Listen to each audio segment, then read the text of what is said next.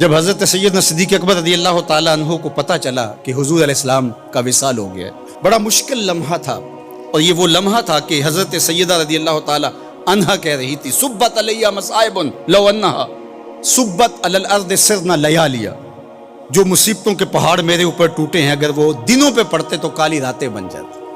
حضرت حسان بن ثابت رضی اللہ تعالیٰ عنہ کہہ رہے تھے کاش مجھے کالا سانپ لڑ جاتا اور میں دوسری سانس بھی نہ لیتا، اب جینا بیکار ہے۔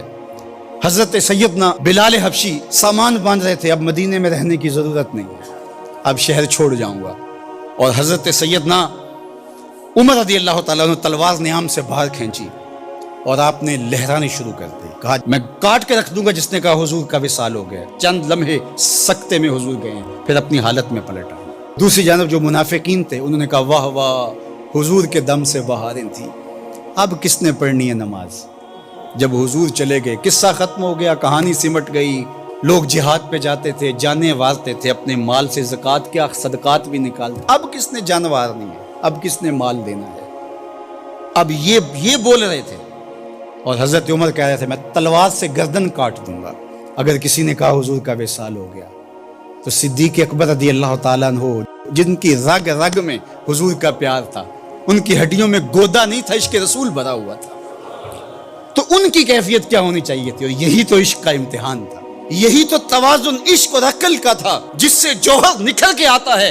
تو حضرت سیدنا ابو بکر صدیق رضی اللہ تعالیٰ عنہ ایک اونچی جگہ پہ کھڑے ہوئے اور حضور علیہ السلام کی وفات کی خبر دی، اور پھر قرآن مجید کی اس آیت کو پڑھا وما محمد الا رسول قد خلت من قبلہ الرسل افإن مات او قتل انقلبتم علی اعقابکم۔ اللہ اکبر۔ صحابہ فرماتے ہیں ہمیں لگا کہ یہ آیت نازل اس موقع کے لیے ہوئی تھی۔ یہ آیت پڑھنے کے بعد کہا الا من کان یعبد محمدا صلی اللہ علیہ وآلہ وسلم فإن محمدا قد مات۔ مجھے بتاؤ تم حضور کی عبادت کرتے تھے؟ اگر حضور کی پوجا کیا کرتے تھے، حضور کی عبادت کیا کرتے تھے تو وہ تو اپنا کام پورا کر کے اللہ کے حضور جا چکے، اور اگر تم اللہ کی عبادت کرتے تھے وہ کل بھی زندہ تھا، وہ آج بھی زندہ ہے، اسے موت نہیں ہے۔ فرمایا جس مشن کے لیے رسول کریم نے اپنی زندگی لگا دی اور سب کچھ دے دی، حتیٰ کہ جان بھی اللہ کے سپرد کر دی، کیا حضور کے چلے جانے کے بعد تم اس مشن کو چھوڑ دو گے؟ تو لوگوں کے اندر ہمت پیدا ہوئی، کہا کیوں چھوڑیں گے؟ تو کہا پھر اٹھو حضور کے دین کا جھنڈا پکڑ لو۔ اب منافقین کی ساری کھیل بگڑ گئی، ان کا خیال یہ تھا کہ یہ موقع ہے، اس نازک موقع پر حضرت سیدنا صدیق اکبر رضی اللہ تعالیٰ عنہ کا بھی کلیجہ پھٹ رہا تھا، لیکن انہوں نے جو مشکل وقت میں جو فیصلہ کیا وہ امت کے کھڑا ہونے کا ضامن بن گیا۔ میں کہتا ہوں اگر یہ موقع حضرت سیدنا صدیق اکبر جو ہے وہ نہ سنبھالتے تو بتاؤ آج امت کے چہرے پہ رنگ موجود ہوتا؟